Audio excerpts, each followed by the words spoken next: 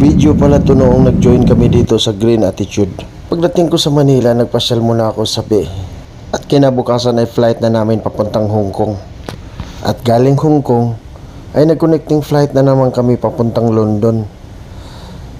At galing London, nag-connecting flight na naman kami papuntang Gibraltar, na kung saan ando na yung aming barko.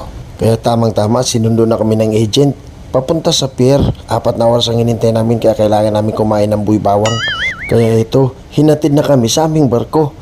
At pagmasdan nyo guys sa malapitan, ang laki pala ng aming barko. At ito ay bagong-bago.